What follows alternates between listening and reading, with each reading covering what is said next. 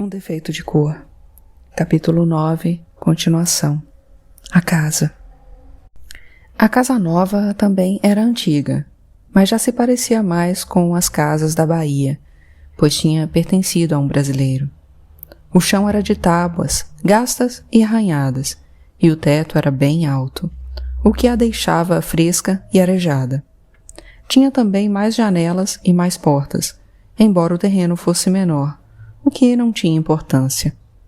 Continuei sentindo falta de um poço, mas não era o caso de fazer investimento tão grande em casa dos outros. O bom era que tinha 4 quartos, além de 2 salas e a cozinha. E a Ainá e os meninos poderiam ficar morando comigo de vez, mesmo quando o John voltasse, pois com o nascimento dos Ibejis eu ia precisar de muita ajuda. Às vezes eu me sentia um pouco sem jeito de tê-la como empregada, mas a felicidade dela, principalmente quando recebia o dinheiro, desfazia qualquer remorso ou constrangimento. Com a primeira férias, ela também mandou fazer roupas novas para ela e para os meninos, uma mistura do que usavam os africanos e os brasileiros.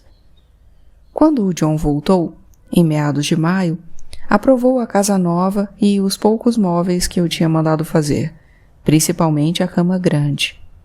A que eu usava na casa da Nurbesse, em um cômodo pequeno, era uma cama de solteiro, que eu dei para a Ainá. Também tinha mandado fazer cômodas, sofás e armários, encomendados com os filhos da Conceição. Mas era tudo muito mal feito, muito simples, nada parecido com os móveis do Brasil. Mesmo eu tendo feito o desenho e explicado o que queria, como eles trabalhavam na casa deles e eu já não tinha condições de sair na minha para supervisionar, por causa da barriga pesada, da dor nas costas e do inchaço nas pernas, nada tinha saído como eu imaginava. O John disse que aquilo tudo era temporário, que construiríamos a nossa casa e teríamos móveis bonitos, do jeito que alguns brasileiros e os comerciantes ricos tinham, nem que precisássemos mandar vir do Brasil. Mas foi mais ou menos por essa época que recebi cartas do Tico e da Sinhazinha, ele se queixando da solidão e da vida triste que levava em São Salvador, e ela contando que estava muito animada com a mudança para São Sebastião. Para ela, eu tinha contado também que estava pejada, e me parabenizou por isso, alertando que não era mais para escrever para São Salvador, e que assim que estivesse instalada em São Sebastião, daria a nova morada. Mais uma vez o John tinha feito bons negócios, comprando mais armas e pólvora para vender ao rei Guizo. E tinha se demorado porque precisava apresentar as pessoas com quem costumava negociar ao funcionário que ficaria no lugar dele. Ainda voltaria a Freetown pelo menos mais uma vez para resolver algumas pendências, como também a Cape Town, para conversar pessoalmente com Mr. Macaulay. Mas faria isso depois do nascimento dos Ibejis. Ele já me encontrou bastante gorda e cansada, querendo ficar na cama, de onde só me levantava quando a dor nas costas ou o calor eram fortes demais. A Ainá tentava me distrair e sempre apareciam brasileiros querendo conversar, mas eu já não aguentava mais aquele confinamento. Queria que as crianças nascessem logo para poder cuidar da vida, conversar com as pessoas certas e começar a fazer negócios, que era do que eu mais gostava. Pensava também na casa que queria construir e para a qual provavelmente logo teríamos o dinheiro, se soubéssemos economizar. Por sorte, e talvez por sentirem a minha agonia, as crianças resolveram nascer um pouco antes do tempo, contrariando as previsões da Ainá Kumani. O John teve que sair de casa no meio da noite, junto com os filhos da Ainá, que sabia onde ela morava, e quando voltou, a primeira das crianças, ajudada pela Ainá, já tinha colocado a cabeça para fora sem que eu precisasse fazer muita força. Foi bom eu estar descansada, porque a segunda foi muito difícil. Com a Iakumani tendo que enfiar a mão dentro de mim e colocar a cabeça no lugar certo, pois a criança estava com o corpo atravessado. Eu já estava ficando com medo quando ela finalmente nasceu. Depois de eu ter pedido muito a ajuda da minha avó e da Naná, que colocaram ao lado da minha cama. Desmaiei depois de tudo terminado e, Por ter perdido muito sangue, fiquei dormindo e acordando durante mais de 3 dias, deixando todos muito preocupados, principalmente o John. Apareciam muitos brasileiros para rezar por mim, e de vez em quando eu ouvia as vozes deles, do lado de fora da porta, rezando as Ave-Marias e os Pai Nossos que tinham aprendido no Brasil. A Conceição chegou a fazer promessa, que depois tive que cumprir. Ela prometeu que, se eu sobrevivesse, batizaria os IBGs na capela do Forte de São João Batista da Ajuda, que de vez em quando recebia padres de Portugal ou de São Tomé. Maria Clara e João. Quando finalmente acordei quase sem febre, o John, a Conceição e a Iacumani estavam comigo, enquanto a Ainá cuidava das crianças no quarto ao lado. Pedi para vê-los imediatamente, e de fato eram um menino e uma menina, como a Iacumani tinha falado. E minha maior preocupação foi saber se eram perfeitinhos, se tinham boa saúde, apesar do tamanho. A Ainá disse que sim, que eram saudáveis, e só tinham nascido pequenos porque eram IBGs e se adiantaram um pouco, mas que choravam forte e estavam sendo alimentados por uma brasileira que tinha filhos pequenos. Quando ela falou nisso, foi que percebi por que os meus peitos doíam tanto, tão cheios de leite. Segurei uma criança em cada peito, ajudada pela Ainá, e deixei que sugassem até dormir. A Conceição perguntou os nomes e eu não soube dizer. Ainda não tinha pensado neles, pois tinha deixado para decidir junto com o John.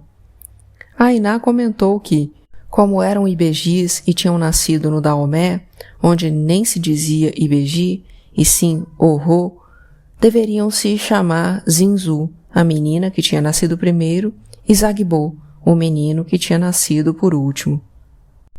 A minha mãe tinha dado a mim e a Taiô nomes em Yorubá e não em Ive, provavelmente em homenagem ao pai que nem cheguei a conhecer.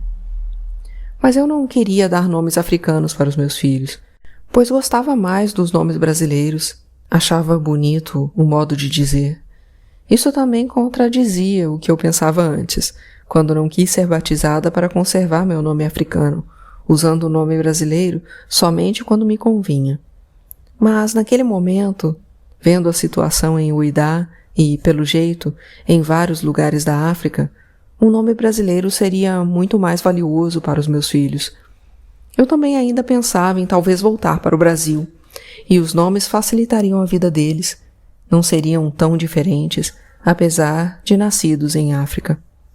O John concordou, depois de discutirmos se não seria melhor pôr nomes ingleses, e acabamos nos decidindo por Maria Clara, em homenagem a Sinhazinha, como ela tinha feito comigo, e João, em homenagem ao John e também ao Padre Heinz.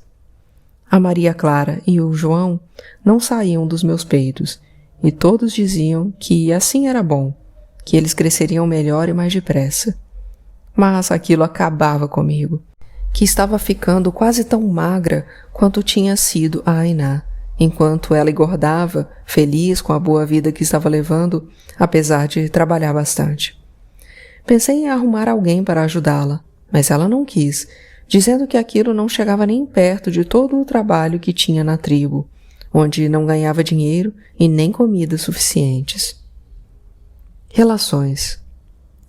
Pouco mais de um mês depois do nascimento dos IBGs, que tinha sido 15 dias antes do aniversário do Banjocô, quando eu já estava me sentindo um pouco mais disposta, o John começou a procurar navio para ir até Freetown.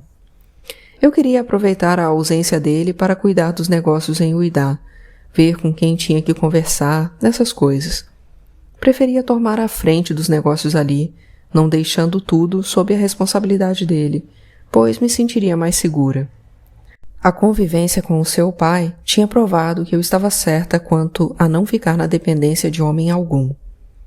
Ele partiu em meados de agosto, prometendo voltar logo com tudo resolvido, inclusive as pendências em Cape Town, para que enfim pudéssemos nos estabelecer de vez em Uidá, cuidando da construção da casa onde ficaríamos em definitivo. A primeira providência que tomei foi ir até o forte ver como faria para cumprir a promessa da Conceição. O forte da Ajuda pertencia aos portugueses, Tinha pavilhão português, mas durante muito tempo esteve entregue ao governador da Bahia. Foi por isso que o Xaxá tinha se mudado para Uidá, mas depois conto a história dele. Embora tudo na cidade girasse em torno do seu nome, dos negócios que ele fazia e permitia fazer, da amizade e do prestígio que ele tinha junto ao rei Guizo. Quando estava em Uidá, ele habitava um casarão no Quartier Brasil, que já tinha chamado a minha atenção por causa do tamanho e da beleza. Naquele ano de 1848, o forte estava sob a responsabilidade de um tenente de infantaria chamado José Joaquim Líbano, em concessão ao governo de São Tomé, e não mais ao da Bahia. Ficamos amigos no primeiro encontro, e quando não estava bêbado demais para responder por si, o José Joaquim era excelente pessoa. Ele me disse que a igrejinha estava sem padre, mas que dentro de pouco tempo provavelmente mandariam algum pobre diabo para lá, assim que achassem alguém merecedor de tal castigo. O tenente odiava o Uidá e odiava o cargo no forte, que disse ser apenas de ostentação porque, na verdade, quem continuava mandando era o Xaxá, enquanto a ele só restava obedecer e se humilhar para não ser castigado. Ninguém queria ir para o Forte da Ajuda, para onde só eram mandados oficiais que precisavam ser punidos, geralmente por insubordinação. Em alguns dias sob as ordens do Xaxá, o mais impertinente dos homens logo ficava sabendo qual era o seu lugar e o que aquela estada reservava, torcendo para que alguém merecesse a punição de substituí-lo. O José Joaquim morava sozinho no forte havia mais de 5 anos, sem família, e talvez por isso se sentisse tão desgraçado. Logo percebi que poderia obter informações valiosas com ele, e o convidei para almoçar na minha casa na semana seguinte. Comprei um garrafão de bom vinho português, ensinei a Ainá a preparar comidas da Bahia e fiquei pensando no que queria perguntar, já que tudo que era importante naquela cidade passava pelo forte ou pelo Xaxá, com quem o José Joaquim tinha muito contato. De fato, a conversa foi produtiva e fiquei sabendo exatamente o que fazer, a quem procurar e de que maneira. O tenente contou que em Uidá se comerciava muita coisa, mas o importante mesmo era o comércio de escravos, apesar de proibido. Aportavam ali muitos navios do Brasil, principalmente da Bahia, com passaportes falsos como se estivessem indo para Cabinda ou Molembo, onde ainda era permitido pegar escravos. Eu não estava interessada naquele tipo de comércio, mas deixei que ele falasse, na esperança de que alguma informação fosse útil. Ele pareceu ter gostado da oportunidade de falar livremente, porque não concordava com os horrores que aconteciam em frente ao forte. Eu me lembrava do que tinha acontecido comigo, mas naquele momento as coisas estavam muito mais organizadas, talvez porque fossem mais arriscadas.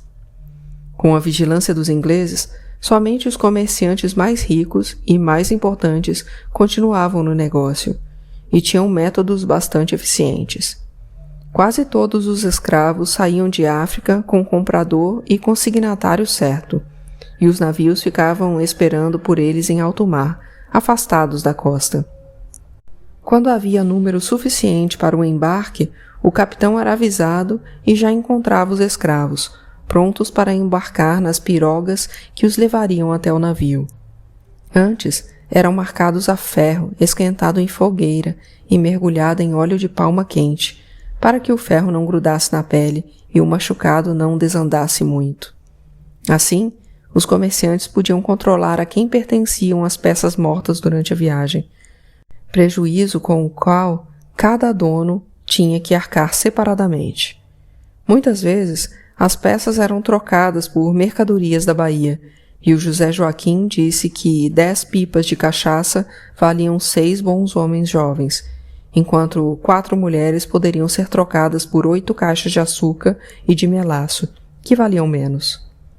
No comércio, em sentido contrário, além do fumo, também tinham boa saída as armas e a pólvora, as espoletas de fuzil e a carne salgada, e algumas mercadorias mais finas, como veludos, damascos, lãs, sedas e vasilhames de cobre ou latão, que também podiam ser trocadas pelo óleo de palma, pela noz de cola, o sabão preto, as ervas e os temperos diversos, muito procurados pelos pretos do Brasil.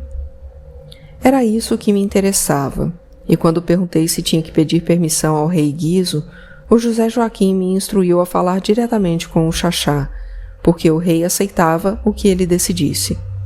Ele também me falou dos comerciantes mais influentes, com quem eu deveria ter boas relações, sendo que de alguns nomes eu já tinha ouvido falar.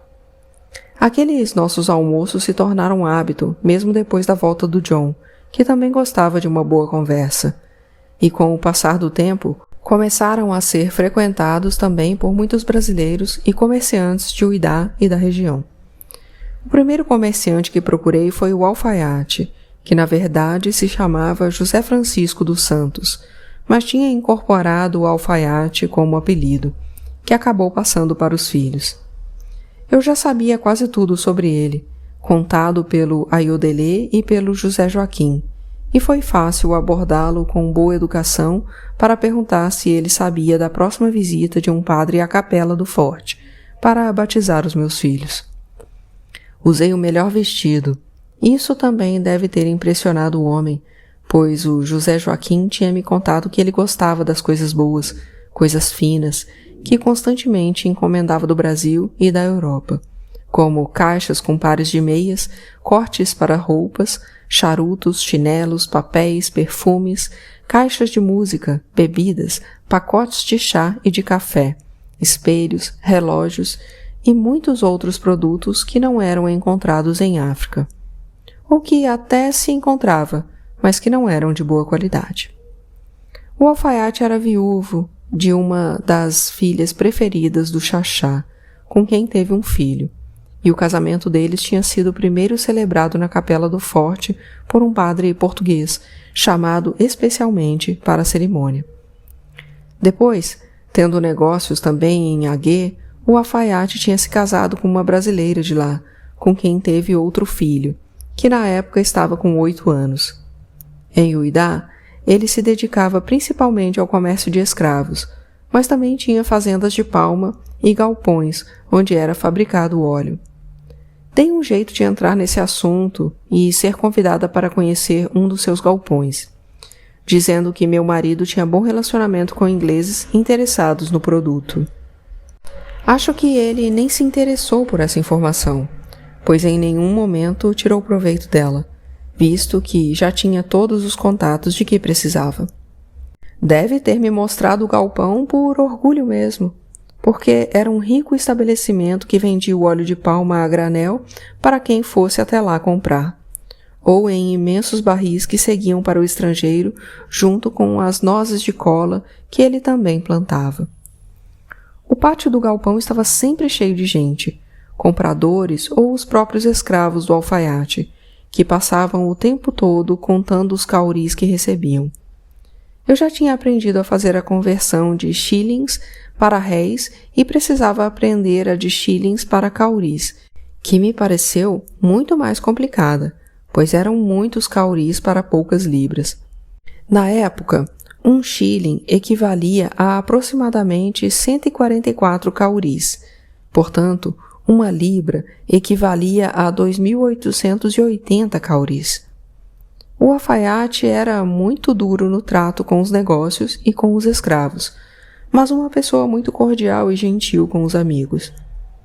Ele ainda tinha mãe na Bahia, em São Salvador, de quem cuidava muito bem, enviando para ela os melhores escravos e não deixando que nada lhe faltasse. Como soube que eu tinha vindo de lá, fez muitas perguntas, principalmente porque estava pensando em mandar um dos filhos para ser educado junto da avó. Falei tudo o que sabia das escolas de São Salvador, lembrando do que tinham me contado o padre Heinz e o doutor Jorge, e a partir daquele dia, o alfaiate sempre pedia minha ajuda quando queria resolver alguma questão sobre os filhos ou sobre a vida da mãe em São Salvador. Às vezes eu ficava um pouco constrangida por me relacionar com mercadores de escravos, mas logo esquecia, já que aquele não era o problema meu. Eu não conseguiria resolvê-lo mesmo se quisesse, e também não poderia ficar com muitos escrúpulos depois de fornecer armas para o rei Guizo, sabendo que seriam usadas em guerras que fariam escravos, quase todos mandados para o Brasil. Muitas vezes vi passar os exércitos tribais e os reais, indo para as guerras ou voltando delas. Dava para saber quem eram os vencidos ou vencedores pelas caras, pela quantidade de sobreviventes e também pelo que carregavam.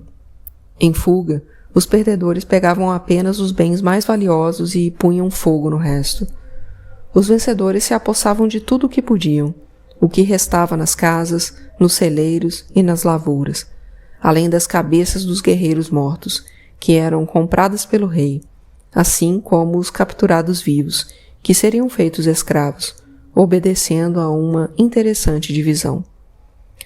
Parte deles era doada para os chefes militares e ministros, outra parte era reservada para o rei, para servi-lo ou para serem usadas em sacrifício, e o restante era trocado por mercadorias ou vendidos aos tumbeiros.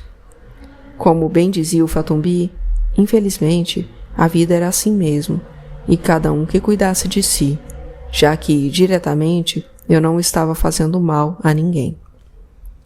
Se eu não vendesse as armas, outras pessoas venderiam, e as guerras iam continuar existindo, como sempre tinham existido. Eu só não tinha coragem de comprar e vender gente, porque já tinha sentido na pele como era passar por tal situação, embora muitos retornados fizessem isso sem remorso algum. Mas o comércio com armas, que só era menos lucrativo do que o de escravos, eu e o John fizemos por um bom tempo, enquanto buscávamos outros tipos de negócio. O bom era que tínhamos pagamento garantido, pois o rei não podia correr o risco de perder seus fornecedores. 2 ou 3 vezes por ano, o John ia até Freetown e se abastecia com o que os ingleses tinham para vender e voltava, acompanhando o carregamento até a Bomé. Ele não gastava mais do que 2 meses em cada viagem, e tínhamos um lucro maior do que um ano inteiro vendendo outras mercadorias. Uma coisa que também me consolava ao vender armas era que havia muitos escravos aprisionados sem guerra nenhuma, vendidos ou doados pelas próprias famílias. Alguns desses embarcavam felizes, como algumas vezes presenciei.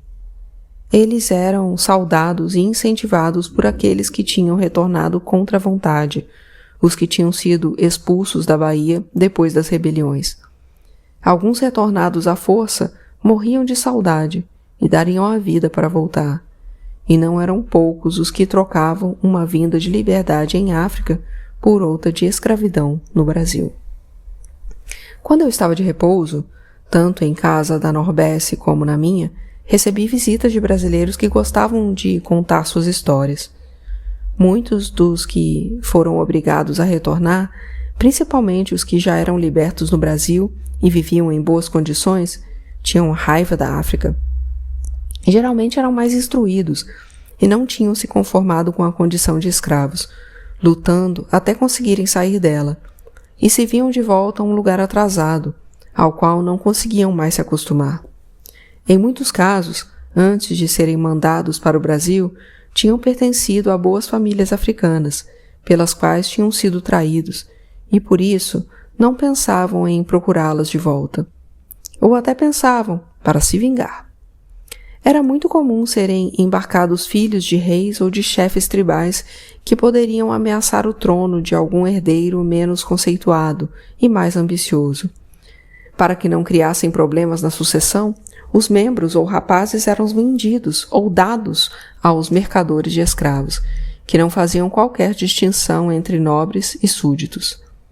Essa também era uma boa maneira de uma tribo se livrar de maus elementos, os que tinham costume de roubar, matar, enganar, mentir, se deitar com a mulher alheia ou não pagar dívidas. Também eram doadas para seguirem como escravas as crianças de casais que tinham muitos filhos e nenhuma condição de alimentá-los, principalmente nas épocas de crises e de guerras, quando se produzia muito pouco. Portanto, escravos não eram apenas os de guerra, não eram apenas os capturados quando se fazia uso das armas ou da munição que eu e o John vendíamos para o rei. Em muitas tribos no interior, os pais ficavam sabendo das boas condições de vida de muitos dos retornados e faziam muito gosto quando os tangomaus apareciam por lá, pois tinham a oportunidade de fazer com que seus filhos também se tornassem brasileiros. O José Joaquim me contou casos de pais que viajavam vários dias só para abandonarem os filhos na porta do forte, para que fossem capturados. Quando não havia ninguém por perto, ele tentava convencê-los a não fazer aquilo, mas muitos não acreditavam na palavra dele e insistiam, dizendo que durante muito tempo tinham economizado dinheiro para fazer a viagem da aldeia onde moravam até Uidá, e queriam mandar os filhos para que eles retornassem cheios de riquezas e cuidassem deles na velhice.